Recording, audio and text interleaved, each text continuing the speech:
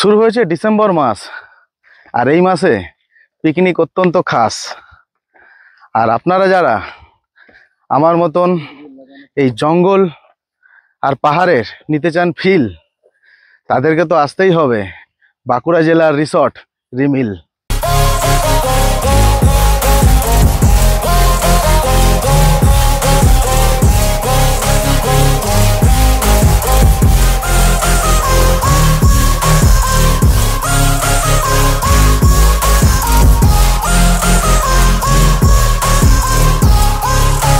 আজকের পরিকল্পনা একদম আলাদা। শীতের সকালে পাহাড়ি পথে বইয়ের সাথে পাড়ি দেব সবুজ প্রকৃতির নির্জনতার মাঝখানে, যেখানে নদী, ড্যাম, পাহাড় এবং জঙ্গল নিয়ে এক অবিস্মরণীয় দিন কাটবে। রাস্তার দুই পাশের সুশীতল গাছ আর ঠান্ডা বাতাসে মনে হচ্ছে যেন এক নতুন পৃথিবীতে প্রবেশ করছি। চারিপাশে শান্তি আর কোলাহলমুক্ত পরিবেশ, কোথাও বিন্দুমাত্র শোরগোল নেই।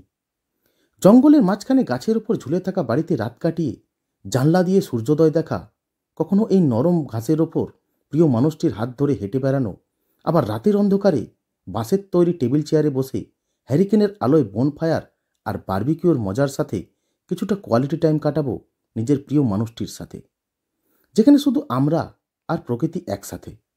তাহলে চলুন শীতের এই সুন্দর পরিবেশে একটু ভালো সময় কাটাই প্রিয়জনের সাথে।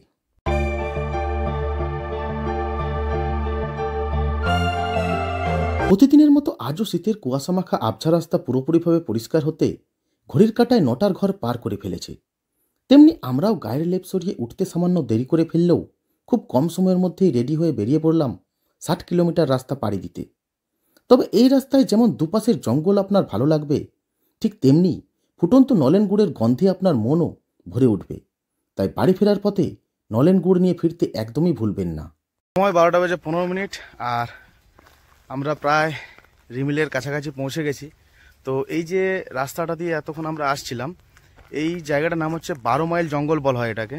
আর এই রাস্তায় সোজা চলে যায় কিন্তু বান্দোয়ান, মানে হচ্ছে পুরুলিয়া ডিস্ট্রিক্ট। তো রাস্তায় যেতে যেতে আমরা দেখতে পেলাম একটা ভিউ পয়েন্ট, মানে একটা ওয়াচ টাওয়ার করা রয়েছে। তো ওখানেই দাঁড়ালাম। ওখান থেকে একবার আমরা দেখব এই 12 মাইল যে জঙ্গল, এই জঙ্গলটাকে কেমন লাগে দেখতে। তো চলুন তাহলে ওই ওয়াচ টাওয়ারের ওপরে উঠে আমরা পুরো জঙ্গলের একটা ভিউ নিই।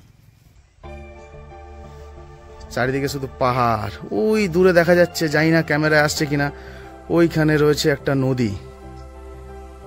বাহ, খুব সুন্দর ভিউ।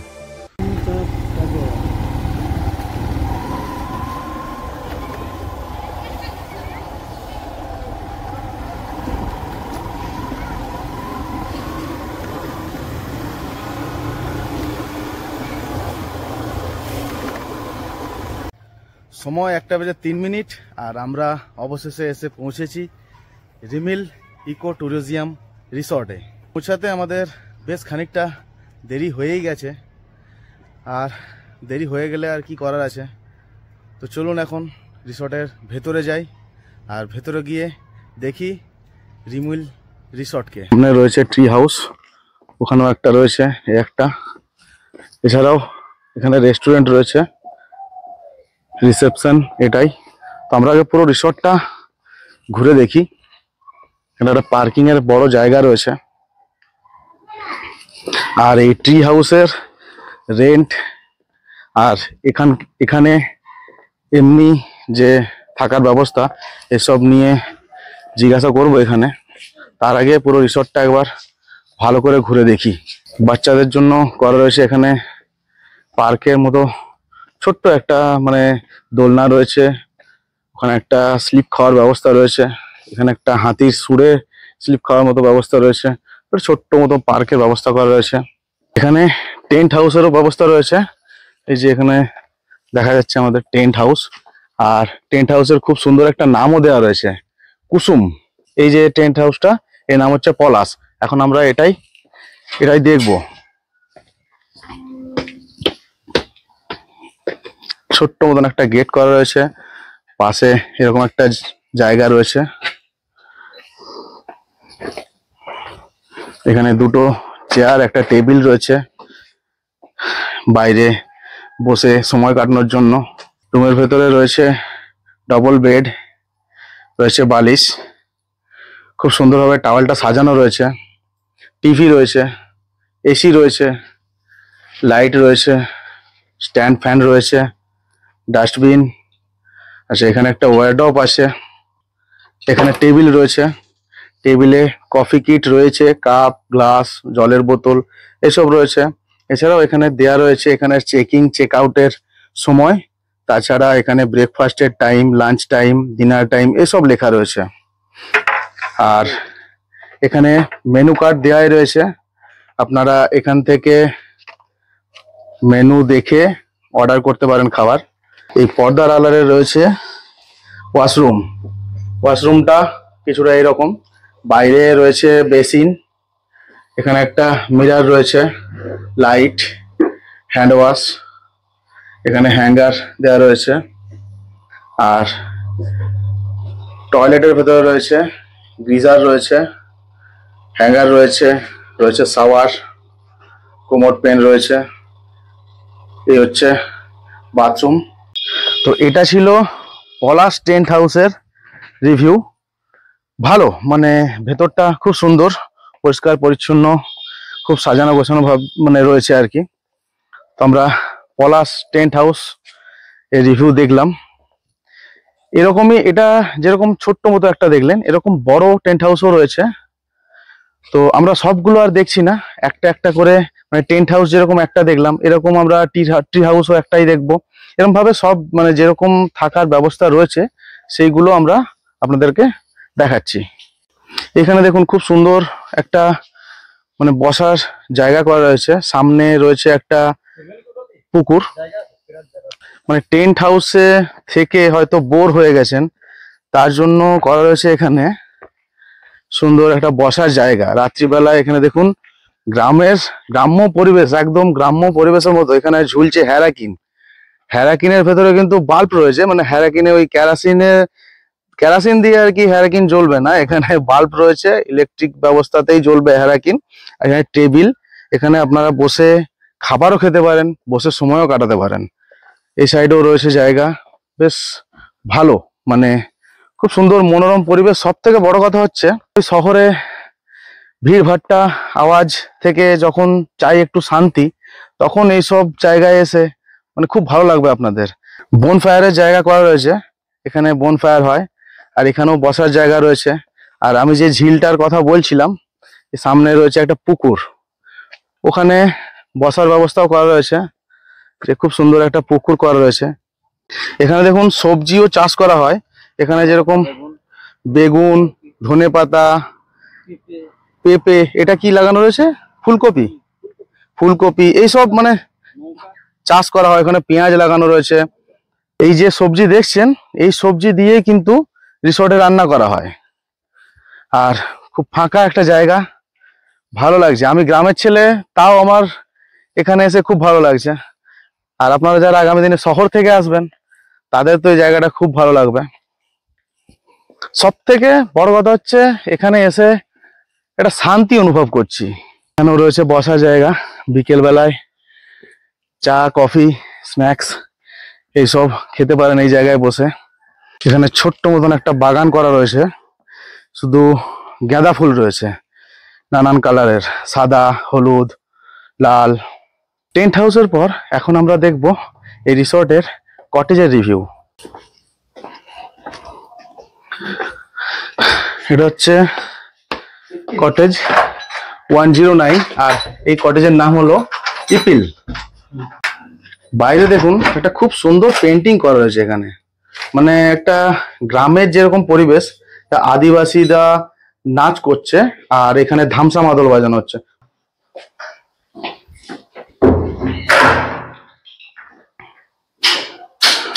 কটেজের বাইরের পজিশনটা কিছুটা এরকম রয়েছে। এখানে একটা সোফা, এখানে টেবিল রয়েছে, দুটো চেয়ার রয়েছে, ফ্যান রয়েছে, সিলিং লাইট রয়েছে, ট্রিপল বেড রয়েছে, বালিশ, অনেক বড় বিছানা, এসি রয়েছে, ফ্যান রয়েছে, লাইট রয়েছে, যত টিভি রয়েছে।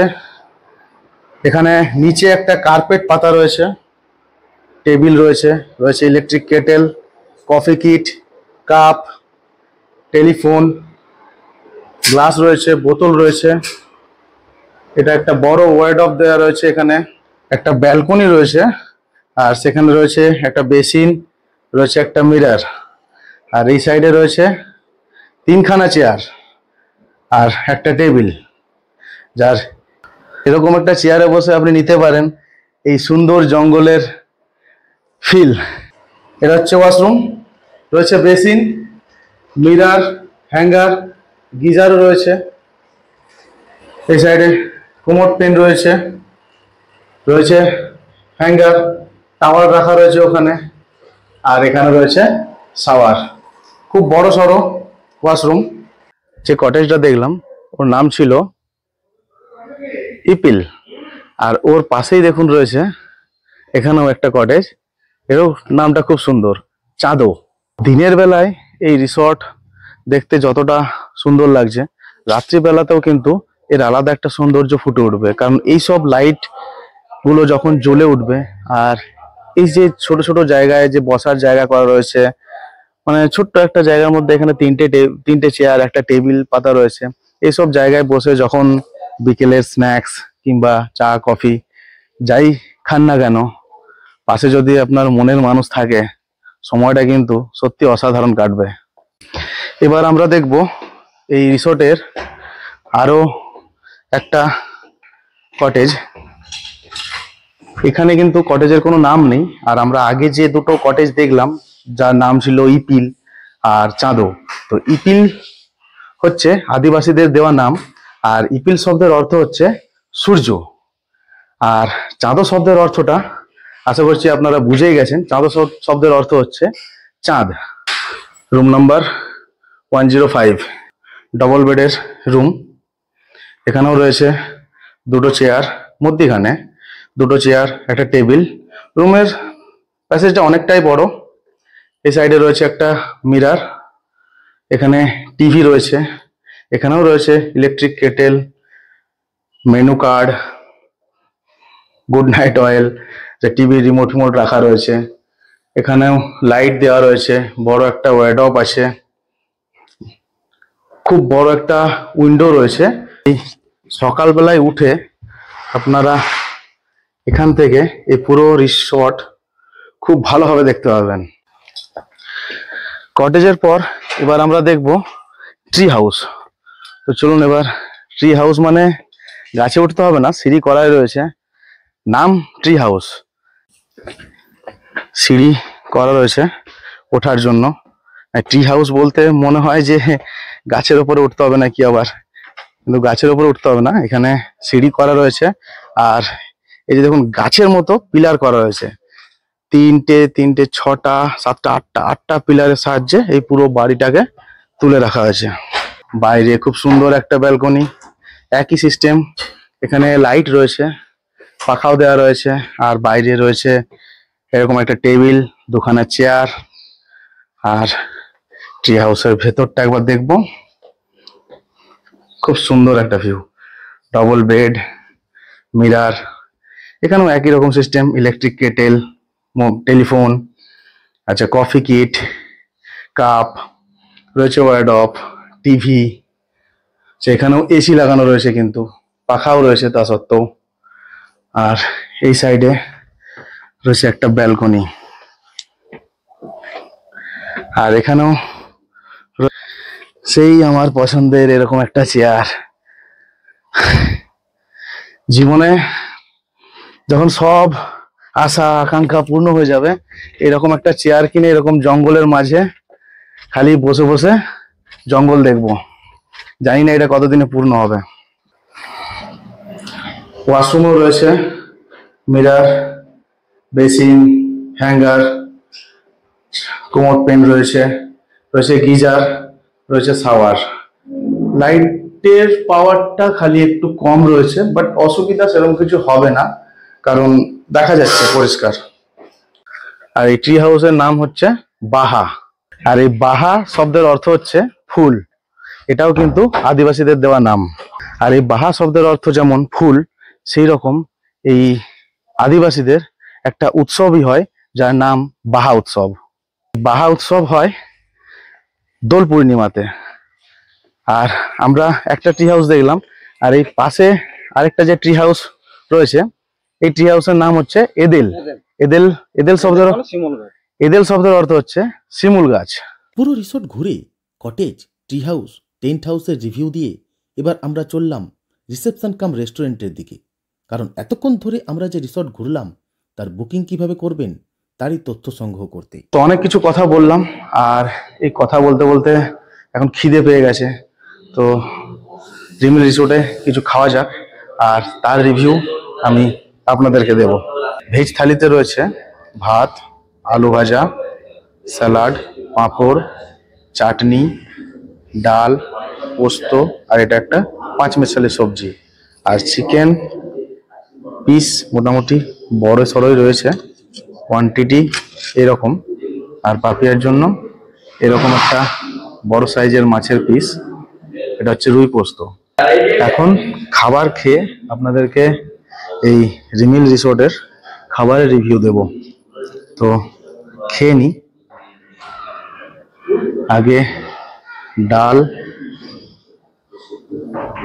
আর পোস্ত ট্রাই করব।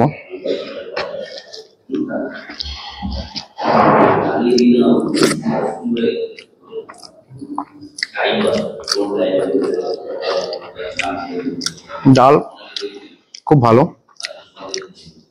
ভালো, ডালটা বেশ গাঢ়, খেতেও টেস্ট রয়েছে। পোস্তর টেস্টও ভালোই। আর যদি সবজি টেস্ট করি, সবজির মধ্যে কি কি আছে আমি জানি না। 5 মেশালি মানে পঞ্চভূত, সব মিক্সড। তো এটা মানে আমরা বাড়িতে যেটা ঘাঁটা বলি, সেটাই এখানে 5 মেশালি সবজি। বাড়িতে অনেক সময় করে দেয় ঘাঁটা, সব সবজি দিয়ে ঘাঁট। এটা খেয়ে দেখি। তবে ঘ্যাঁট হলো কি বলুন তো, অনেক সময় আমরা একটা কথা বলি না যে গ্রামের মধু বাইরের মধুসূদন, তো সেই হচ্ছে ব্যাপার। বাইরে খেলে যে কোনো সবজির টেস্ট একটু আলাদা রকম লাগে, তো মোটামুটি ঠিকঠাক। আর চিকেনের রিভিউটা আপনাদের দিয়ে দিই। এখানে সামান্য চিকেনের ঝোল,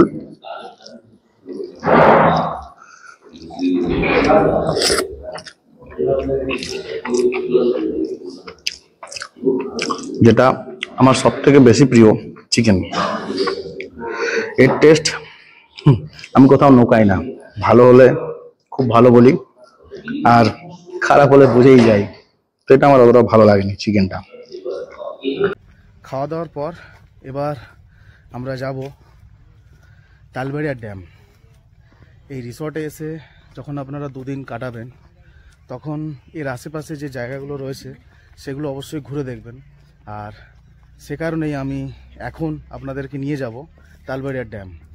এটা আমরা যাচ্ছি খাওয়া দাওয়ার পরে। আপনারা চাইলে সকালবেলাতেও ঘুরে আসতে পারেন, আবার চাইলে বিকেলবেলাতেও ঘুরে আসতে পারেন। আর এছাড়াও যাওয়ার পথে আমাদের পড়বে সুতান ফরেস্ট। যদি হাতে সময় থাকে তাহলে আপনাদেরকে আমি সুতান ফরেস্টও ঘোরাবো, আর যাওয়ার পথে মুকুটমণিপুরও ঘোরাবো। তো চলুন, এই এক ভিডিওতে আমরা ঘুরবো। রিমিল রিসর্ট তো ঘুরেই নিলাম, এবার ঘুরবো তালবেড়িয়া ড্যাম, সুতান ফরেস্ট, আর সবশেষে মুকুটমণিপুর। রিমিল রিসোর্ট থেকে তালবেড়িয়া ড্যামের দূরত্ব 4.2 কিলোমিটার হলেও এই সামান্য রাস্তা পার করতে বেশ খানিকটা সময় লাগবে, কারণ রাস্তা অত্যন্ত সংকীর্ণ এবং নিকৃষ্ট। যারা গাড়ি নিয়ে আসবেন না, সেক্ষেত্রে আপনারা টোটোর সাহায্যও নিতে পারেন। এছাড়াও রিসর্ট থেকে গাড়িও বুকিং করে নিতে পারেন। রিমিল রিসর্টে খাওয়া দাওয়া করে আমরা এখন এসে পৌঁছেছি তালবেড়িয়া ড্যাম। জানি উচ্চারণে একটুখানি কষ্ট হবে আপনাদের, কারণ তালবেড়িয়া আমরা যে এরকম ভাবে বলছি, আপনারা হয়তো বলতে একটু মানে জিভ আটকাবে। কারণ আমাদের মানে দেখুন, যেখানকার যা জায়গা, মানে আমাদের বাঁকুড়ার জায়গা, তাই আমাদের বলে বলে একটা অভ্যস্ত হয়ে গেছে। তো আপনাদের এটা একটুখানি কষ্ট হবে, কিন্তু জায়গা বলতে আপনাদের অসুবিধা হলেও জায়গা সৌন্দর্য উপভোগ করতে কিংবা এই জায়গায় এসে ঘুরে বেড়াতে আপনাদের খুব ভালো লাগবে। তো তালবেড়িয়া ড্যামে কি রয়েছে? ড্যাম মানে বুঝতেই পারছেন, এরকম একটা ঝিল, আর তার দুপাশে রয়েছে জঙ্গল, আর এই ঝিলের মধ্যে আপনারা করতে পারেন বোটিং।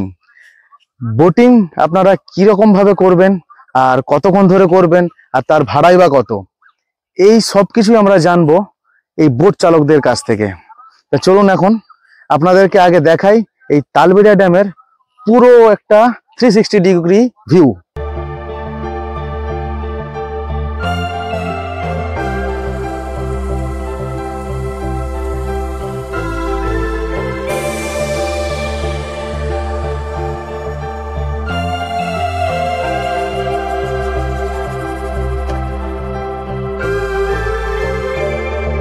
ঝিলের পাড়ে দাঁড়িয়ে এই ঝিলকে দেখতে যতটা ভালো লাগছে, আর যদি এই বোটে করে ঝিলের মধ্যিখানে যাওয়া যায় তাহলে এই ঝিল দেখতে আরো বেশি ভালো লাগবে। তো এখানেই একজন বোট চালকের কাছে জেনে নিলাম বোটের ভাড়া সম্পর্কে। বোটে করে যদি আপনারা 5 জন যান তাহলে আপনাদের ভাড়া পড়বে 100 টাকা পার হেড। আর যদি 5 জনের নিচে হন, মানে যদি ধরুন 3 জন কিংবা 2 জন, যেমন আমরা 2 জন আছি, তো এখন যদি আমরা বোটে করে ওই পারে যাই, মানে ঘুরি এই ঝিলের মধ্যে, তাহলে আমাদের ভাড়া পড়বে 150 টাকা করে। জঙ্গল প্রকৃতির এক অজানা পৃথিবী। এই ঘন জঙ্গলের প্রতিটা গাছ, পাতা এবং সুর এক রহস্যপূর্ণ। জঙ্গলে প্রবেশ করা মাত্রই মনে হয় সময় যেন থমকে গেছে। সুতান জঙ্গল যাওয়ার 2 ধরনের রাস্তা রয়েছে, যার মধ্যে প্রথম হচ্ছে তালবেড়িয়া ড্যাম থেকে সুতান জঙ্গলের রাস্তা, যার দূরত্ব 16 কিলোমিটার। তবে এই রাস্তা অনেকটাই দুর্বল, কিন্তু যাওয়ার পথে আপনাদের চোখে পড়বে গ্রাম বাংলার নানান দৃশ্য। আর দ্বিতীয় রাস্তা হচ্ছে যেই পথ ধরে আপনি রিমেল রিসোর্টে এসেছিলেন। এই রাস্তার দূরত্ব হচ্ছে 19 কিলোমিটার।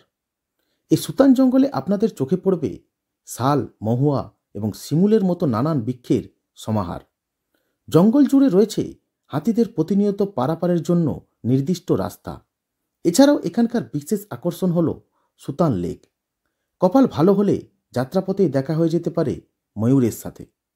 এই জঙ্গলের অসাধারণ সবুজের সৌন্দর্য যা দক্ষিণ ডুয়ার্সের প্রতিচ্ছায়ার মতো দেখায়।